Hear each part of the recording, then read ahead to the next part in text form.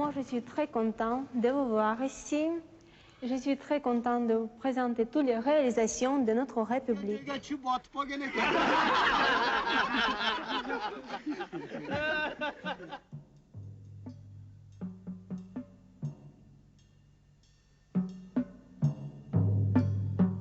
L'Ouzbékistan, au cœur de l'Asie centrale.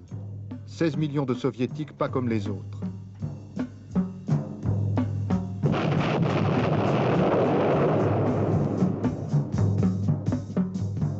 Le troisième producteur mondial de coton, l'or blanc des Ouzbeks.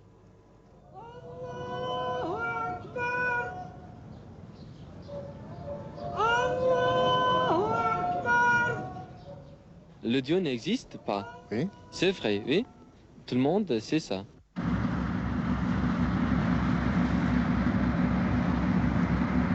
Entre Marx et Allah, une république en plein développement économique.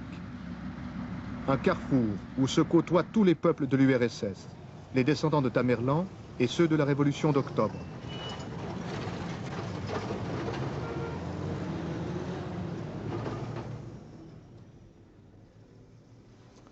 Mesdames, Messieurs, bonsoir. Temps présent vous propose donc de découvrir ce soir une république musulmane d'Union soviétique, c'est l'Ouzbékistan. Pourquoi l'Ouzbékistan? À cela plusieurs raisons. C'est d'abord la plus grande des républiques musulmanes du RSS. D'autre part, elle a une frontière commune avec la Chine, elle a une frontière commune avec l'Afghanistan, c'est dire l'importance de sa position stratégique. Et de manière plus générale, nous nous posions d'autres questions encore, à savoir comment elle fonctionne, quel est son degré d'autonomie par rapport à Moscou, et quel est son développement économique, comment est-ce que ça marche.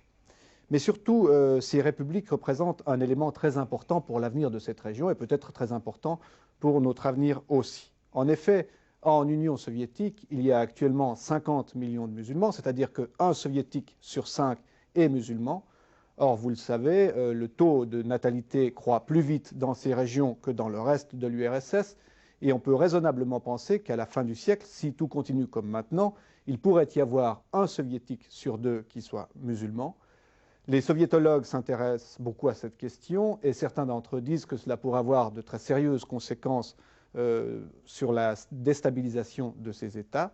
Pour essayer de le comprendre, voici un reportage de Simone Mor et Marc Chandler qui sont allés à la découverte des Ouzbeks.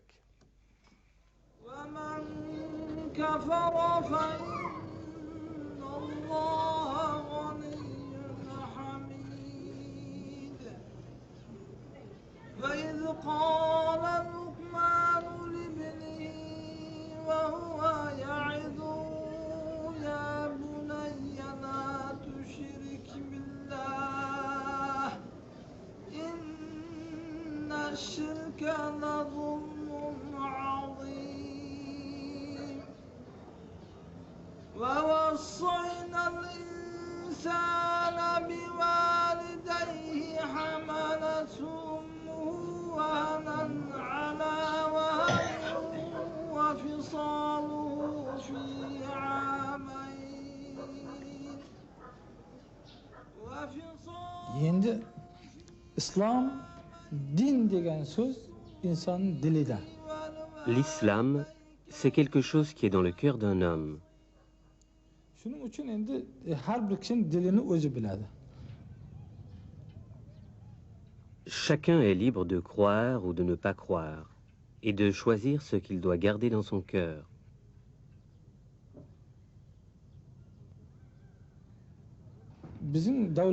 Le système social de l'Union soviétique est juste et libre.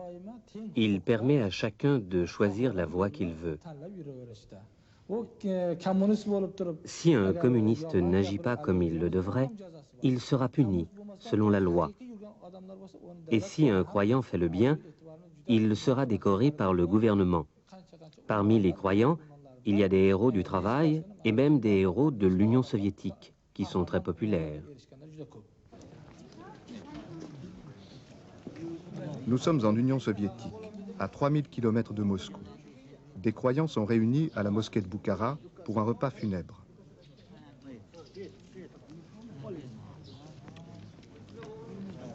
Ici, l'islam fait partie de la manière de vivre. Tous les Ouzbeks, ou presque, se déclarent musulmans. Les garçons sont circoncis, les mariages sont bénis à la mosquée et les morts enterrés au cimetière musulman. Dans l'islam soviétique, l'Ouzbékistan occupe la première place. Le Moufti de Tachkent est le chef spirituel des 43 millions de musulmans de l'URSS. Mais l'islam est en liberté surveillée. Une centaine de mosquées pour 13 millions de musulmans, une vie religieuse limitée à la prière à la mosquée et au sermon du vendredi.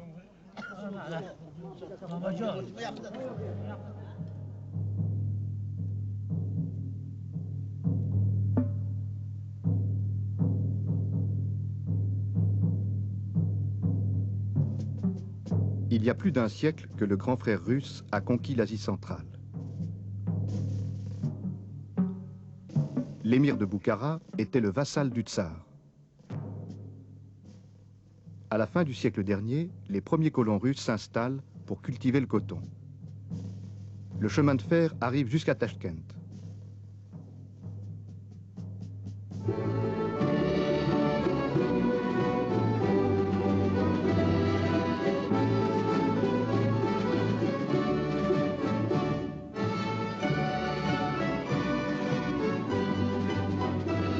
« 1917. La révolution d'octobre secoue aussi l'Asie centrale. Les bolcheviks prennent le pouvoir grâce aux canons de l'armée rouge.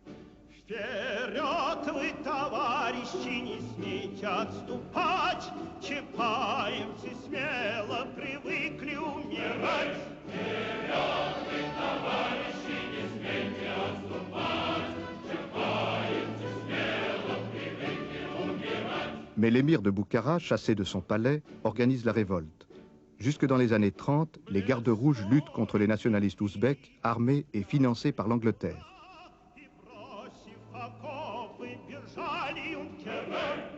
Pour le régime soviétique, c'est la révolte la plus dure à mater.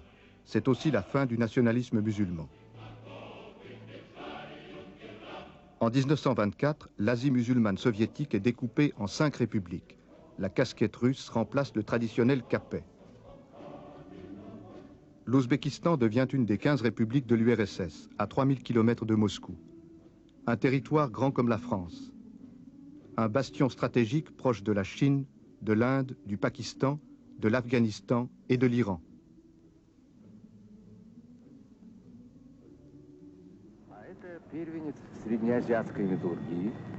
Бекабадский металлургический завод имени Ленина.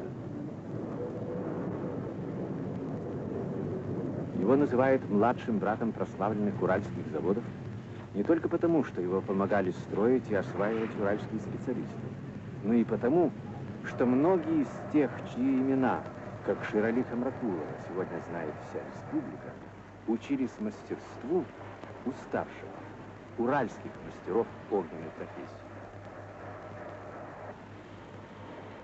C'est vrai, le grand frère russe a apporté aux Ouzbeks l'industrie lourde et le communisme. Mais la prospérité n'est pas tout. Les Ouzbeks savent bien que si toutes les républiques soviétiques sont égales, celle de Russie est plus égale que les autres. Nasreddin, le héros légendaire de Boukhara, celui qui se moquait de l'émir. L'humour de Nasreddin est toujours vivant. Il a inspiré 1000 histoires qu'on se raconte de génération en génération en buvant le thé vert.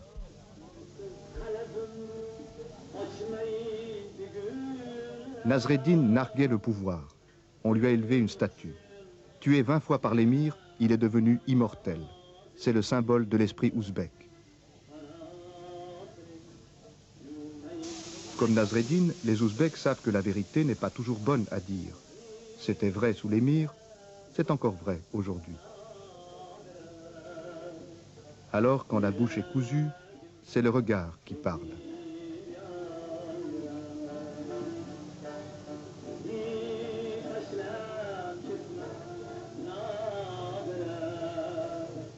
Pas dupe, Nasreddin. Il voit tout. Il comprend tout.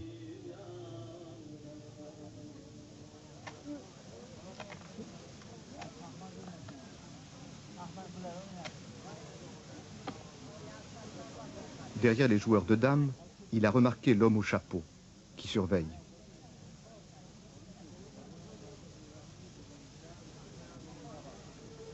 Nasreddin a bien vu, comme tout le monde, que cette équipe de télévision venue de l'Occident était accompagnée par un guide venu de Tachkent et un autre, de Moscou. Même le thé, qui a été mis en scène par la propagande.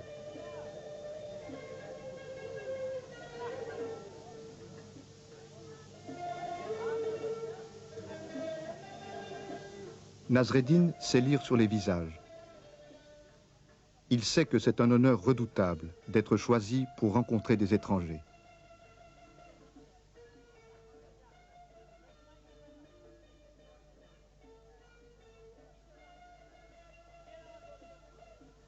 Ah, si Nasreddin pouvait parler, il en aurait de bonnes à raconter. Mais qui donc vous a fait croire que Nasreddin n'a jamais existé? Boukhara, la ville légendaire, la perle de l'Asie centrale, dont l'architecture fait courir le monde entier. Demain, ce sera une cité soviétique, comme des milliers d'autres. Déjà, Mishka, l'ours des Jeux de Moscou, marche vers des lendemains qui chantent.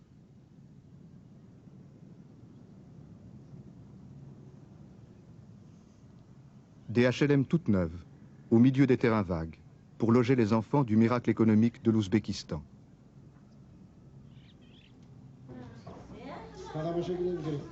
Il est chef vendeur dans une épicerie d'État.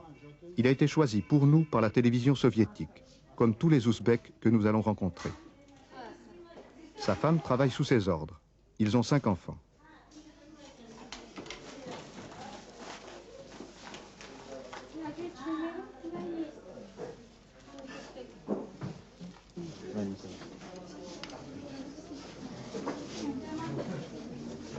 Leur fils cadet est contrôleur dans les grands magasins.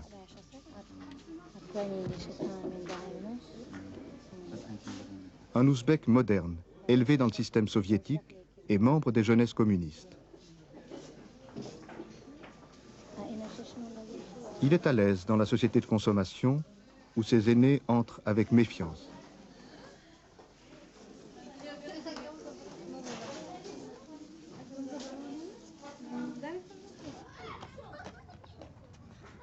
La vieille ville de Boukhara.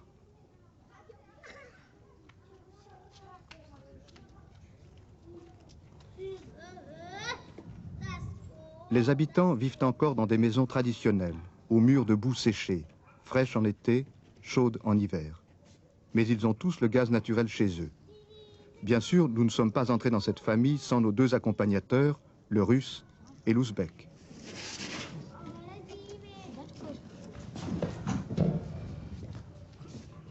Chaque année, comme le veut le Coran, le père sacrifie un mouton pour marquer le début du pèlerinage à la Mecque. 60 ans après la révolution d'octobre, les rites musulmans sont pieusement respectés.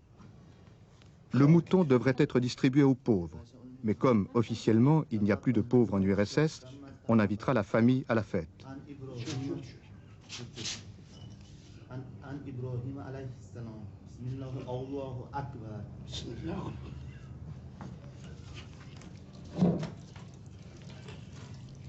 Naguère, ce sacrifice rituel était interdit.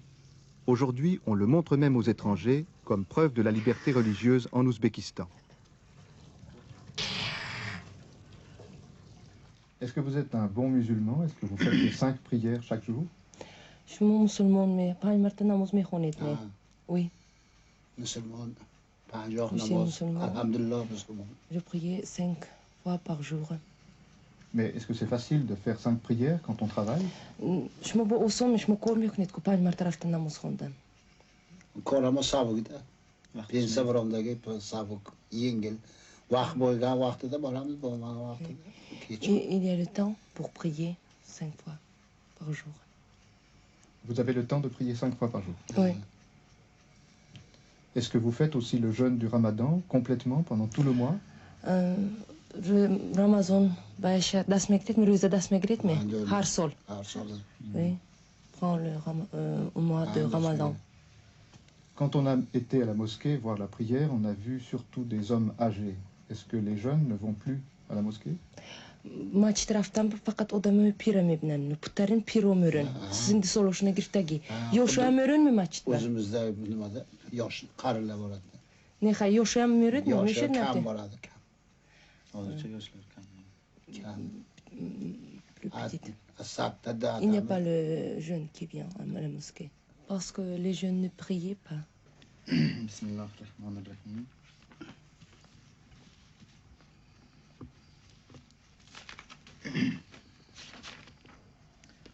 Bismillahirrahmanirrahim. Alif lam mim zalikal kitabu la rayba fi hudan lil muttaqin allazina yu'minuna bil ghaibi wa yuqimuna salata wa mimma razaqnahum yunfiqun wallazina yu'minuna bima unzila ilayka wa ma unzila min qablik wa bil akhirati hum yuqinun. Vous savez lire le Coran? Où est-ce que vous avez appris à lire l'arabe? Ça n'est pas à l'école. شما عربية ده مكتب يود نكرت كده جو خوندك شما عربية. Il étudie avec sa grand-mère. Depuis quelques années, il y a un réveil de l'islam. Est-ce que ici, on en a parlé? Est-ce qu'on sait ce qui se passe en Iran ou dans le monde arabe? Ce qui se passe en Iran, la révolution islamique en Iran, ça n'a pas d'influence ici. Sujet tabou. L'interprète se tourne vers le guide de Moscou. Например, мы говорили революция шудакиш, Индия война шдашtasme. Tasrashnisme бухороб. Ici, il n'y a pas d'influence. Parce que notre État, spécialement socialisme, c'est tout ici. Depuis 2 ans, dans le pays voisin de l'Ouzbékistan, l'Afghanistan, des musulmans combattent contre l'armée soviétique au nom d'Allah. Est-ce que vous êtes solidaire de ces musulmans? Quels musulmans, dit notre guide de Moscou? Quels musulmans? Les rebelles musulmans d'Afghanistan combattent contre l'armée soviétique. Советский армия кати ҷанг карашта го босма чозыр кушташтин чиқатар унҷа ҷанг шудашта ко Non, Hussein ne comprend pas le musulman qui combattre avec l'armée soviétique. Hussein n'a pas d'accord avec ce musulman. Est-ce que vous n'êtes pas d'accord non plus avec les musulmans afghans qui combattent au nom d'Allah contre l'armée soviétique?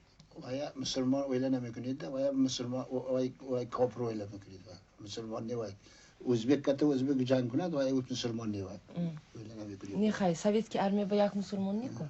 Советская армия ба har xil Il dit que les musulmans qui luttent avec l'armée soviétique, pas musulmans, c'est les bandits.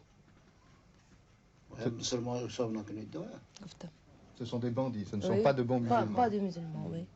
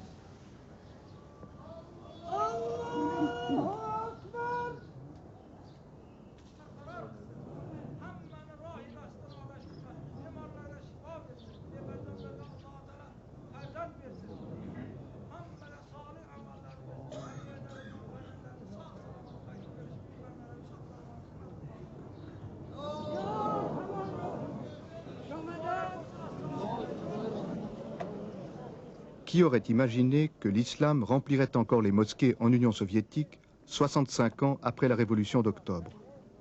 Ces fidèles sont coupés du monde musulman. Ils sont soumis à une forte propagande anti-religieuse. Pourtant, ils continuent à pratiquer la foi de leurs ancêtres.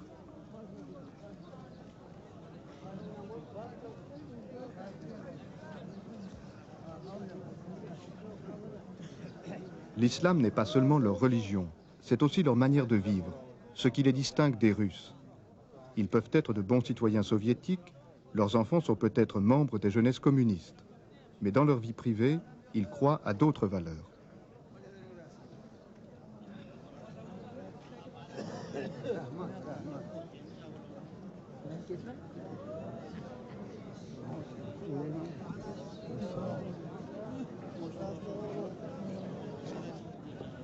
Le Parti communiste a bien dû composer avec cette puissance parallèle.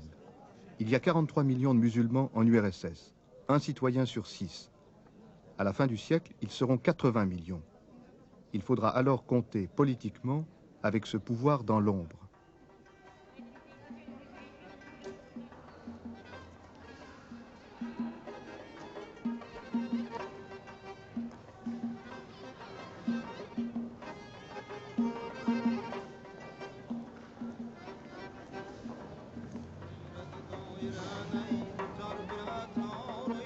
Boukhara, la cité légendaire, sur la route de la soie. Vous en rêviez depuis toujours. Vous y êtes.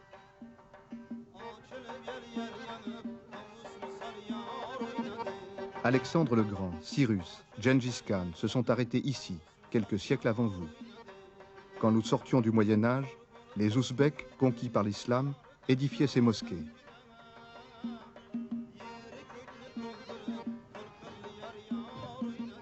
Tamerlan créait un empire qui dominait l'Asie centrale.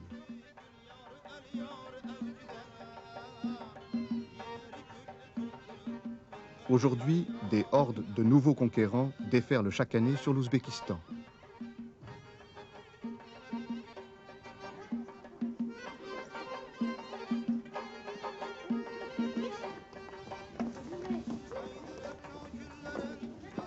Il avait fallu des mois à Marco Polo pour arriver jusqu'ici. Aujourd'hui, on visite Samarcande en voyage organisé. 3 mots d'explication, une photo et on repart.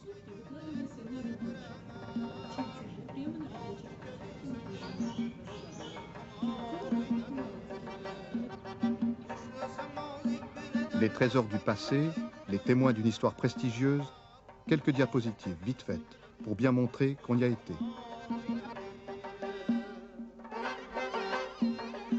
L'important, c'est la photo, pas le Réguistan, le plus étonnant monument d'Asie centrale.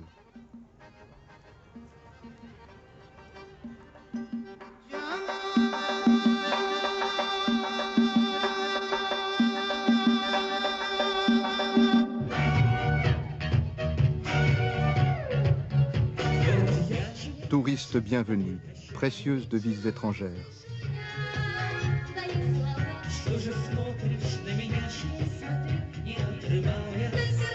Tachkent appelle Moscou. Tiens, voici nos guides imposés par Moscou. À droite, Genia. À gauche, Azamat. Et voici les nouveaux caravansérails de l'Ouzbékistan. Pour le film, nos guides ont même amené les touristes jusqu'à la porte de l'hôtel.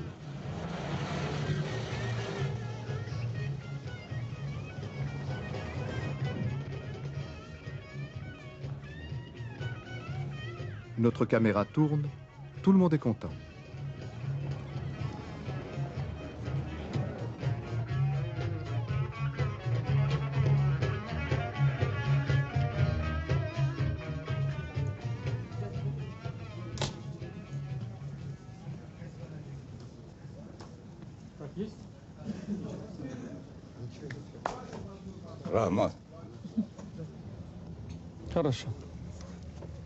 En Ouzbékistan, on ne sait jamais très bien où commence la fiction et où finit la réalité. Caméra. Moteur. Начали.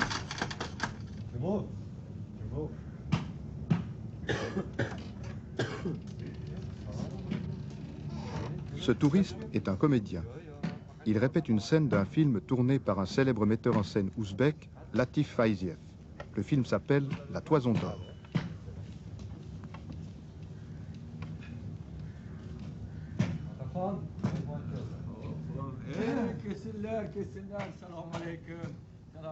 L'Ouzbékistan produit 12 longs métrages chaque année, dont la moitié sont commandés par Moscou. Le cinéma emploie 1000 personnes, metteurs en scène, comédiens et techniciens. Le budget est fixé chaque année à Moscou.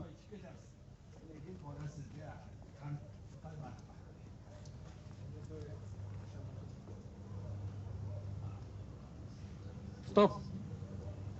Стоп. Хорошо, давайте еще раз. Le film est tourné en langue ouzbek, mais il est destiné au public de toute l'Union soviétique. Il sera doublé en russe. Il est produit à Tachkent, mais le scénario a été approuvé à Moscou. Мы что, меняем сейчас камеру? Так, сейчас эту. Ну, давайте мы их отпустим, потом будем делать свои дела. Latif Fayziev est un cinéaste heureux. L'an dernier, son film Ali Baba et les 40 voleurs a été vu par 100 millions de soviétiques et vendu à 16 pays. Хорошо? Ça m'a étonné, nous sommes ici en Ouzbékistan, vous tournez un film ouzbek, mais vous parlez russe avec vos comédiens et vos techniciens. Ну, это уж зависит от того, кто, так сказать, как, кому легче, на каком языке изъясняться. Для нас русский язык такой же родной язык, как и узбекский. Pour nous, la langue russe est à même titre notre langue maternelle que la langue ouzbek. Мы Et ça dépend. интернационалисты. Nous sommes У меня в internationalistes. группе Попов. Dans mon équipe, il y a par exemple Он Popov, русский. qui est russe, Так, татарин. un tatar, Есть Азербайджан. il y a un azerbaïdjanais.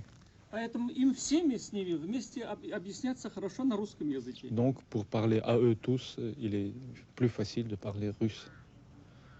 Et ce film, La Toison d'Or, pourquoi le faites-vous? Поэтому, этот фильм, oui. когда сейчас устанавливаются большие контакты Узбекистана с зарубежными странами, когда вопросы дружбы, разрядки встали во главе угла, это один из главных задач, к сожалению, к большому нашему сожалению, находятся отдельные иностранные туристы, которые хотят привезти к нам в республику контрабандные вещи, например, золотые монеты и другие вещи, что запрещено международным. И на основании этого это дает нам сделать очень интересный детектив. Во-первых, это будет и приключенческая картина, в котором мы показываем интересный сюжет, раскрытие этого события, этих преступлений. Но вместе с тем, это будет картина, говорящая о том, что нельзя такие вещи делать, потому что они портят той атмосфере дружбы, которые складываются между людьми, между народами. Мотор! Есть. 406, дубль 1. Есть.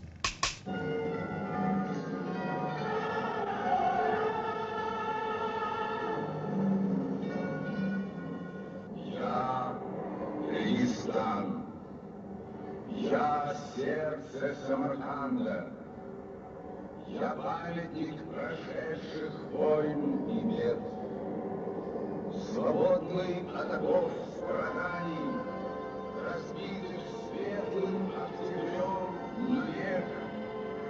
Приветствую тебя, мой новый век, открывший древнему народу свет. Свет коммунизма, сияние Регистана и ленинскую поступь трудовых побед.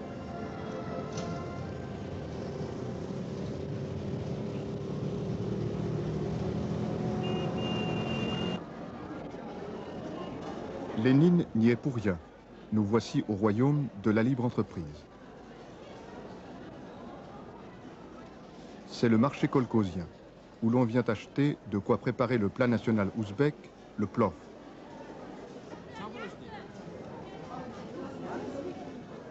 Ces fruits et ces légumes ont échappé aux planificateurs. Ils ont poussé sur les lopins de terre que l'État a laissés aux kolkhoziens. Ici, on peut marchander. Les prix varient d'un paysan à l'autre.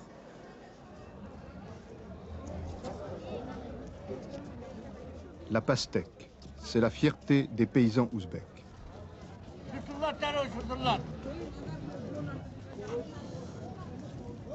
Les plus beaux fruits de l'Asie soviétique.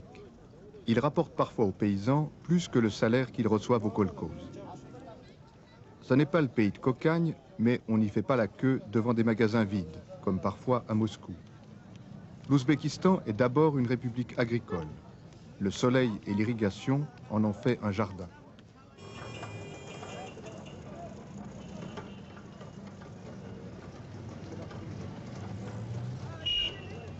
Erkin et Léonide, deux étudiants en français à l'université de Samarcande.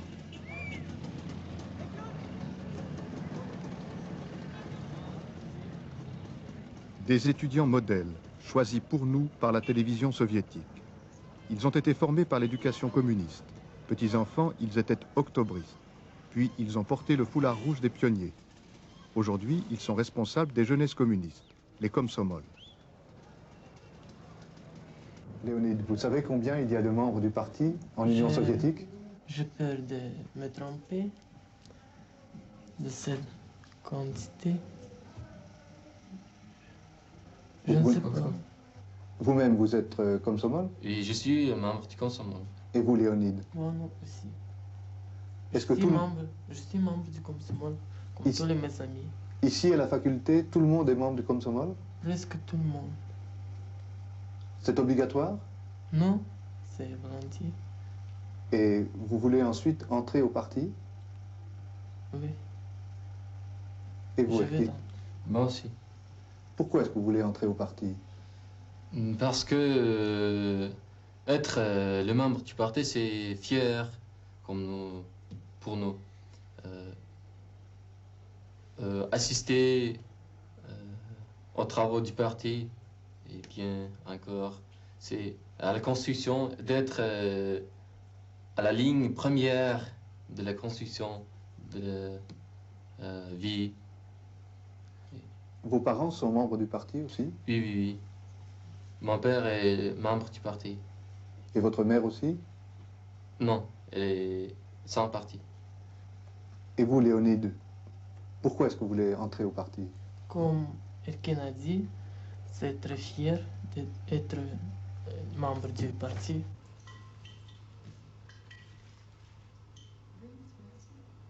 Pour entrer au parti, il faut montrer patte rouge. Mieux vaut avoir un père communiste et prouver son dévouement au régime. Peu d'Ouzbeks sont inscrits au Parti communiste, 4% environ, 2 fois moins qu'à Moscou. Pourtant, la carte du parti facilite une carrière et ouvre bien des portes.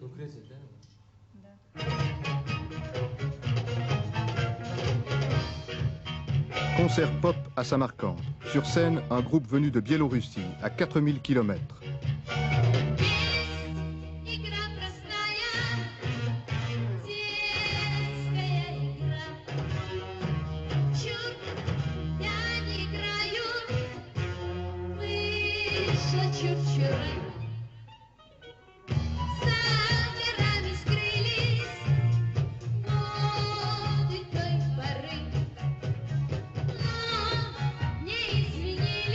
Nos guides ont vraiment bien fait les choses. Un public trié sur le volet pour encadrer nos deux étudiants.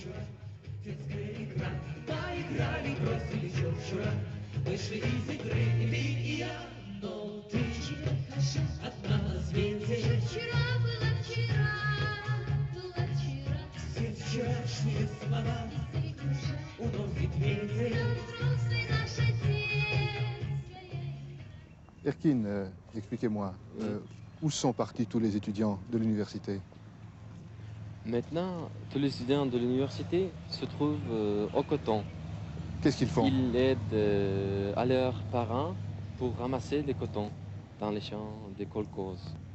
Tout le monde y va? Oui, oui, tout le monde y va, seulement sauf les malades qui ne peuvent pas travailler. C'est obligatoire? Non, c'est volontaire. C'est volontaire, mais tout le monde y va? Oui, tout le monde y va, mais tout le monde dit d'après leur volonté. Tous au coton, proclament les slogans. Chaque année, c'est la mobilisation générale. L'université se vide, les intellectuels sont au champ. Tous volontaires, bien sûr. Mais interdiction de filmer leur travail. Erkin, ça n'est pas un prénom musulman? Ça... Non, je crois. Vous n'êtes pas musulman? Non. Je suis athéiste. Je ne crois que... Je suis athéiste. Et dans votre famille, on est croyant, on est musulman? Non, parce que mon père est communiste. Il ne pratique pas la religion.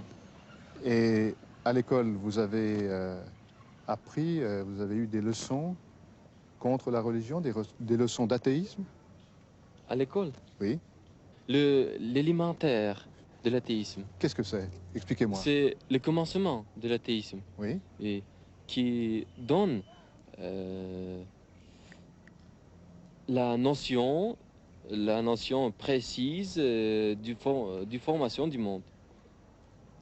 Ça, c'est la leçon d'athéisme. Oui. C'est à l'école qu'on vous a appris ça? Oui. À l'école et puis aussi maintenant à l'université, nous avons la leçon d'athéisme. Qu'est-ce qu'on apprend dans ces leçons? On apprend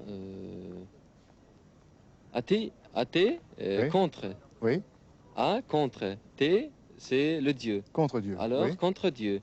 Le Dieu n'existe pas. Oui. C'est vrai, oui. Tout le monde sait ça.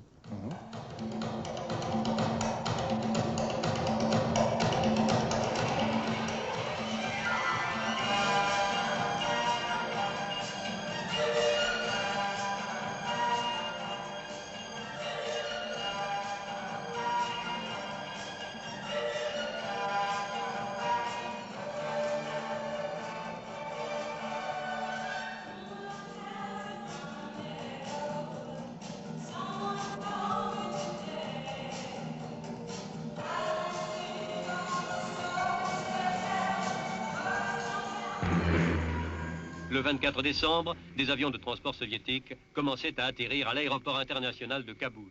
À partir du 25 au soir, les atterrissages et décollages se succédaient à 3 minutes d'intervalle les uns des autres. Environ 5000 hommes de troupes arrivèrent ainsi pendant cette période. Certains demeurèrent à proximité de l'aéroport, d'autres allèrent occuper la capitale.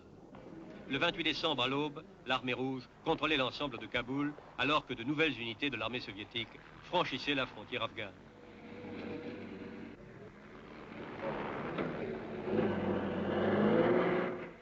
Est-ce que vous avez des amis ou des gens que vous connaissez qui ont fait leur service militaire en Afghanistan? En Afghanistan? Non. Vous ne connaissez personne qui a été en Afghanistan? Mais j'ai entendu. J'ai entendu qu'il a fait son service en Afghanistan. Il y a des Ouzbeks qui ont été combattre en Afghanistan. Il y a des Ouzbeks.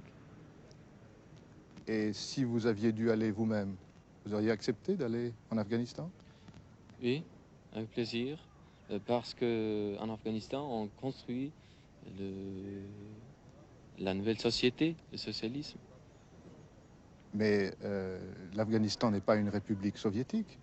C'est un Oui, pays... mais c'est un pays voisin qui...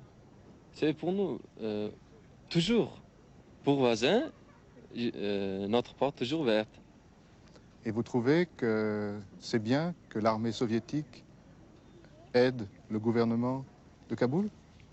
D'après la demande du gouvernement de Kaboul et d'après le traité entre le gouvernement soviétique aide à l'Afghanistan.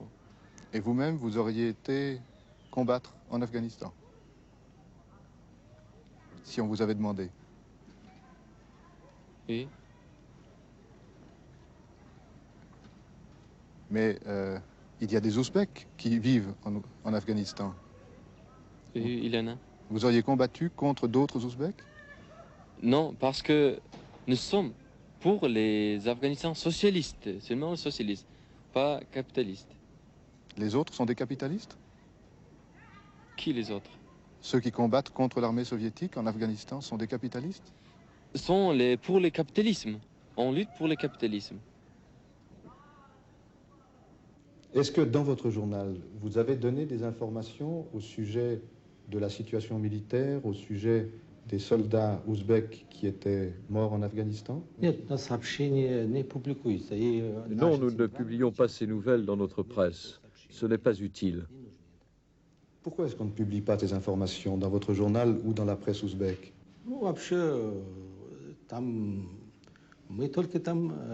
Notre rôle, c'est de défendre les intérêts du peuple afghan. Personne n'est encore mort, peut-être un ou deux. Nous ne publions pas cela.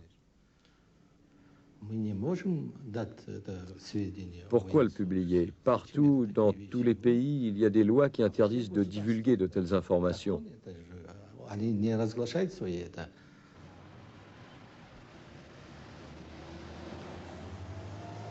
L'Afghanistan, un sujet tabou. À chaque question, la même crispation, les mêmes réponses dictées par la propagande.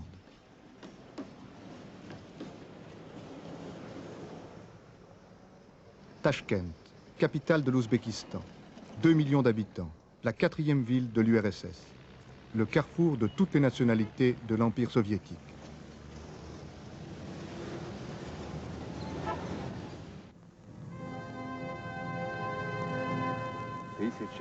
Il y a 15 ans, Tachkent a été ravagée par un tremblement de terre. Les maisons de terre et de briques se sont effondrées comme des châteaux de cartes. Peu de victimes, mais 100 000 sans-abri. À Moscou, Brejnev a décidé de reconstruire la capitale de l'Ouzbékistan.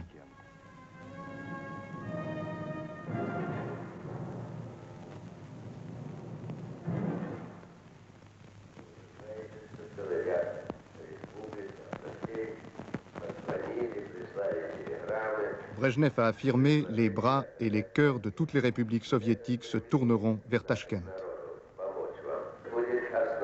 Les machines et les volontaires affluèrent de partout pour reconstruire Tachkent plus grande et plus belle qu'avant.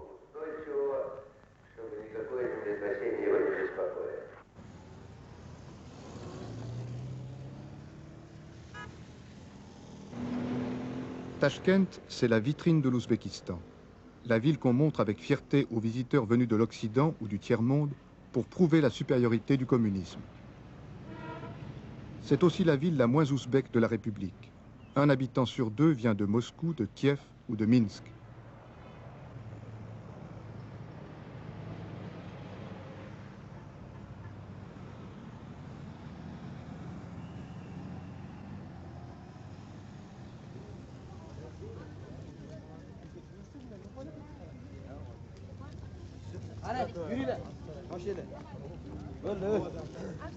Vendredi, devant la Maison du Bonheur à Tachkent.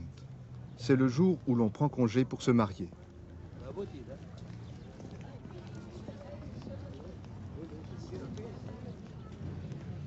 Le mariage rouge, institué par le régime soviétique, est une simple formalité.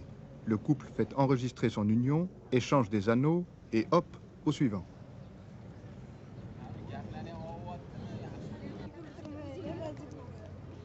On se marie beaucoup en Ouzbékistan et on y fait beaucoup d'enfants, 3 fois plus qu'en Suisse. En 10 ans, la population a augmenté de 30%. À ce rythme-là, les Ouzbeks seront plus de 25 millions à la fin du siècle.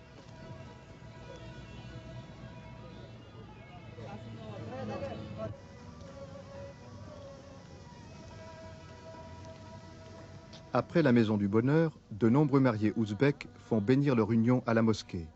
Mais nos guides ne nous ont laissé filmer que ce rite soviétique.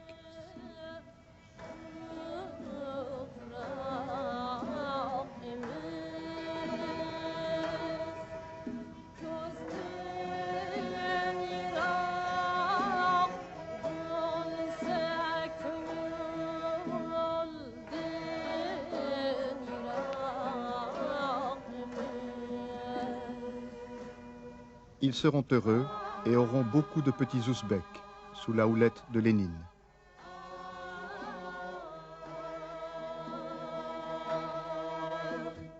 Combien d'enfants avez-vous eu? 9 d'enfants, j'ai. On m'a dit qu'on vous avait donné un titre spécial, c'est vrai? Aytishdiki menga sizga qahramon ona degan unvon berilibdi. Berilgan. C'est vrai. On m'a donné ce titre. Quel est ce titre? Qanday orden edi bu? Qahramon. Mère héroïne. Mère héroïne. Il y en a plus de 80 000 en Ouzbékistan. Notre mère héroïne vit dans un kolkhoze avec 3 de ses 9 enfants.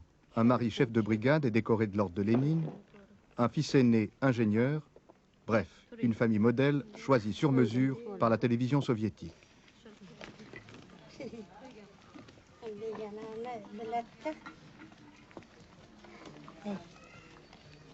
Trois générations vivent sous le même toit. Les galettes de pain sont faites à la maison et cuites dans la cour. Avec les salaires des enfants, les fruits et les légumes du jardin, on vit bien au kolkhoze.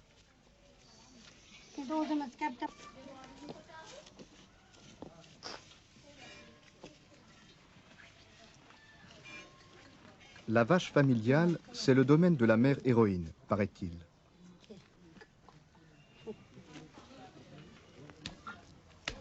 Hélas, même en régime socialiste, les vaches ne jouent pas toujours le jeu.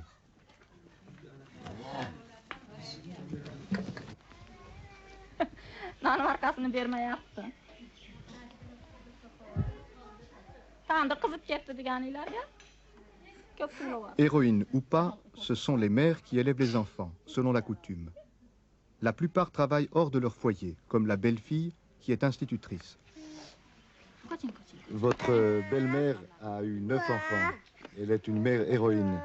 Est-ce que vous aussi, vous voulez avoir 9 enfants et être une mère héroïne? Bien sûr. Bien sûr. Je voulais avoir 9 enfants. 9 enfants.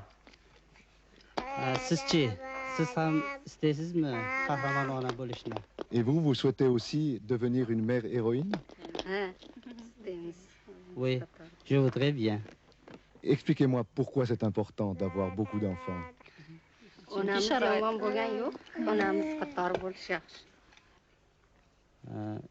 Avoir 9 enfants, c'est-à-dire donner des cadres à notre État. Est-ce que c'est parce que vous êtes musulmane, à cause de la religion, que vous voulez avoir beaucoup d'enfants? Ce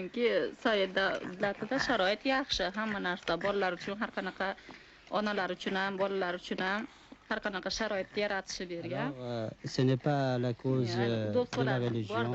À notre État, il y a toute possibilité et il y a tout confort pour avoir d'enfants. Est-ce qu'il y a beaucoup de choses qui ont changé pour les femmes en Ouzbékistan?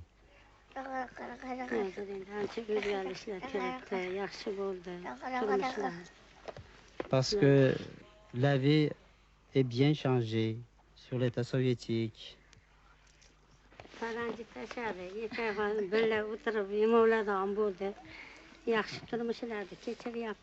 Après la grande révolution d'octobre, nous sommes égaux avec les maris et voilà, nous sommes laissés le parandja, comprenez-vous? Le voile. Le voile. Et pour vous, qu'est-ce qui a changé?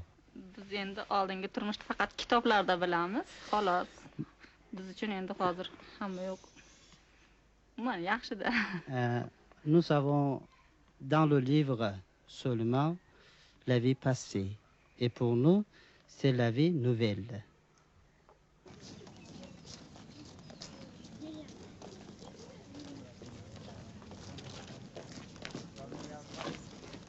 La vie nouvelle. Elle commence à l'école pour ces petits kolkhosiens qui portent le foulard rouge des pionniers. C'est là qu'ils apprendront la morale socialiste et tout ce qu'il faut savoir pour devenir un bon soviétique.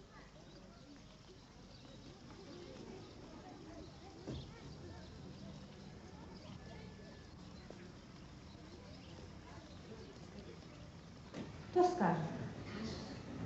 Скажи, пожалуйста. Столица нашей Родины, город является Москва. Город Москва. Очень хорошо, молодец.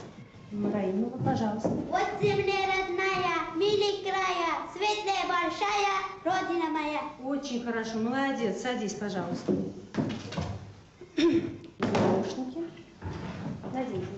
Dès l'âge de 7 ans, tous les petits Ouzbeks apprennent le russe. Сегодня дядя Коля и Тимофей и решили поехать в зоопарк. Молодец. А кого они там увидели в зоопарке? Метро? Нет. Когда привезли Тимофея из Москвы? Pourtant, au kolkhoz, nous n'avons trouvé aucun adulte, à part les dirigeants, qui comprennent ce qu'on appelle ici la seconde langue maternelle. Очень хорошо, молодец, садись.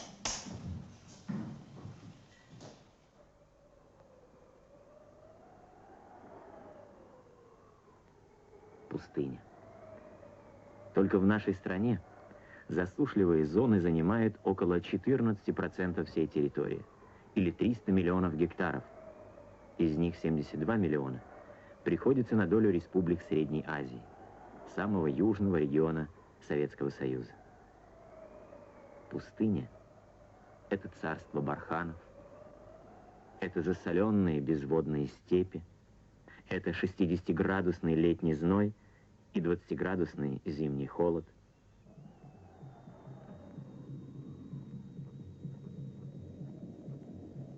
Здесь все было подчинено одному – пережить зной, безводье, свирепые песчаные бури, эти ужасы древних путешественников.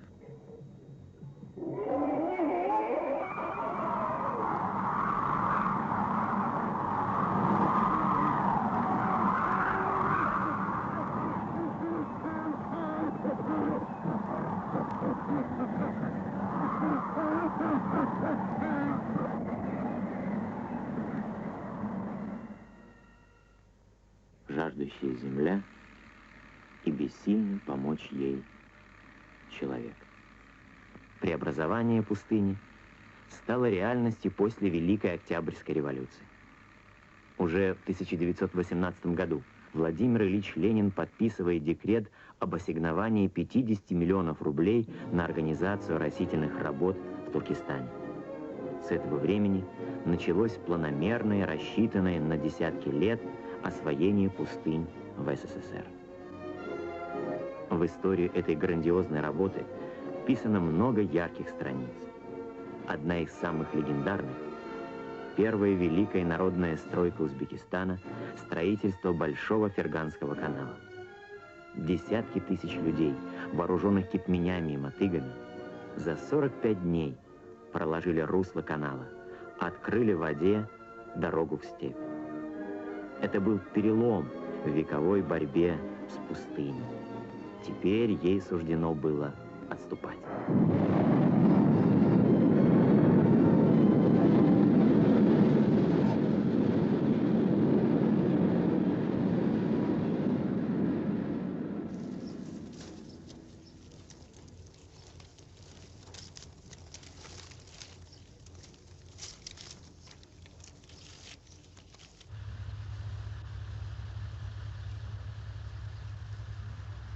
Grâce à l'irrigation, l'Ouzbékistan est devenu le pays de l'or blanc, le coton. Il en produit 6 millions de tonnes par an.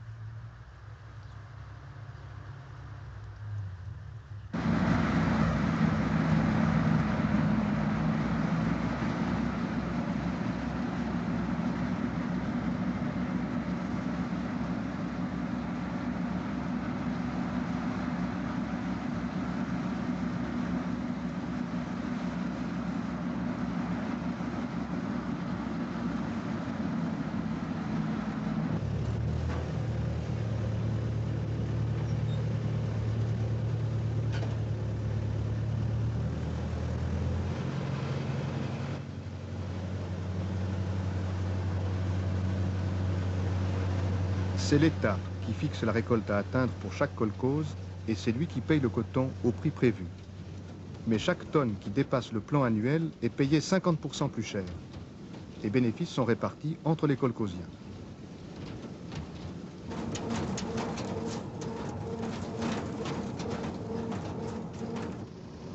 Les 2/3 du coton de l'URSS sont produits en Ouzbékistan. Si les Ouzbeks recevaient leur juste part de cet or blanc, ils seraient les plus riches des soviétiques.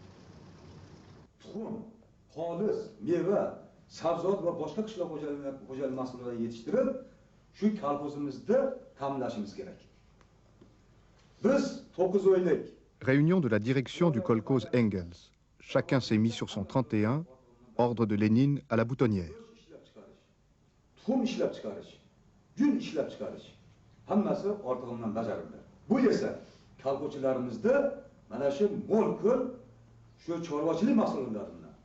L'ordre du jour est rondement mené et les décisions toutes prises à l'unanimité. Quelles sont les responsabilités d'un président de kolkhoze? J'ai été élu par l'Assemblée des kolkhosiens et je suis réélu depuis 10 ans. 3 fois par an, je leur fais mon rapport.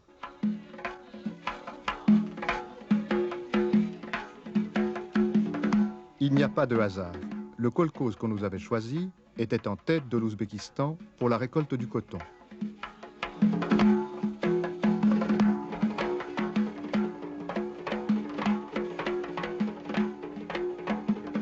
Je vois derrière vous des drapeaux qui ont été donnés au kolkhoze. Pourquoi est-ce que vous avez reçu ces drapeaux? Bayrak 10-ci 5 yilda biz qishloq xo'jaligi mahsulotlari ishlab chiqarish ko'paytirganimiz uchun. Nous avons reçu ces drapeaux parce que, lors du dernier plan quinquennal, notre kolkhoze a dépassé les objectifs fixés pour le coton, le blé, les fruits et les légumes. Hakimjon, Urem akangiz ja qizg'onchi qo'yib ketgan. Ilgarilari ancha-muncha paxtani nazarga ilmasdi, hozir 3 kilo ham qo'shmayman deydi.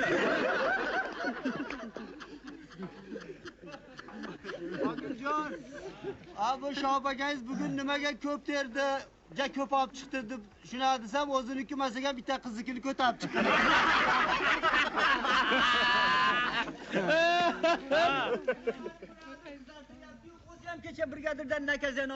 Les Ouzbeks sont de fameux blagueurs. C'est à qui racontera la meilleure sur la récolte de coton.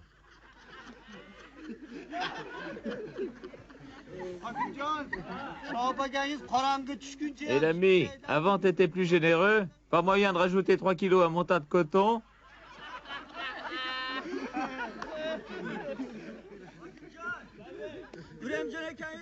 Et dis donc, tu m'engueulais tout à l'heure. Mais qui c'est qui s'est fait passer un savon hier soir pour avoir mis du sable à la place du coton?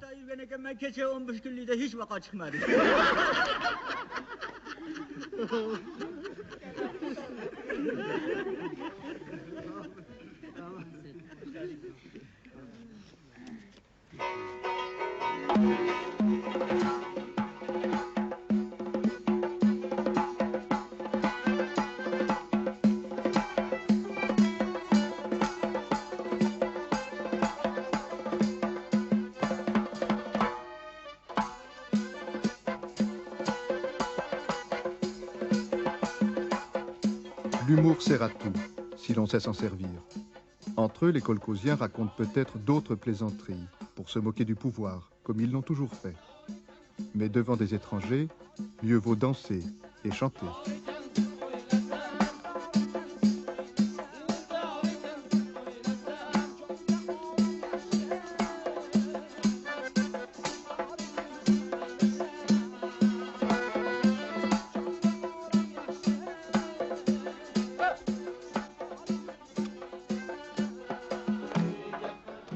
Entre Marx et Allah, les Ouzbeks ont gardé une place pour leur héros national, Nasreddin. Il le sait bien, lui. Le petit frère ouzbek grandit. Le grand frère russe devrait peut-être s'inquiéter.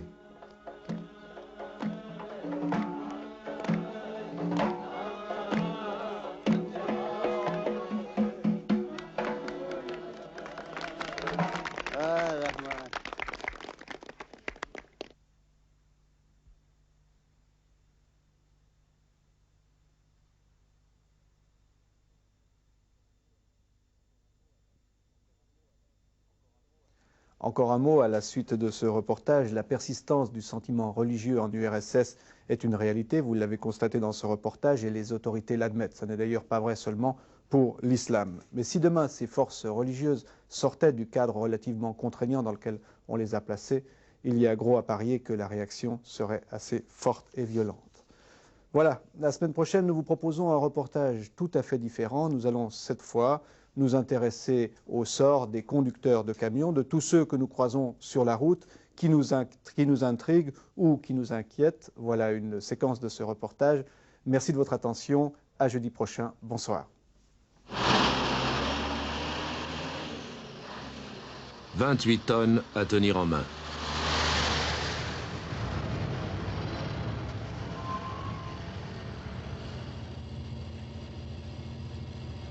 Leurs conditions de travail les soumettent à une usure dangereuse.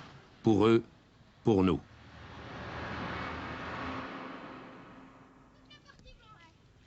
Ils font rêver les enfants avec leurs gros jouets. Les enfants ne savent pas. Les chauffeurs de poids lourds sont usés avant l'âge. Travaillent trop long, trop dur. Ces costauds sont fragiles. Ils ont 28 tonnes de fatigue sur le dos. Temps présent, télévision suisse romande, jeudi prochain à 20h10. 28 tonnes de fatigue.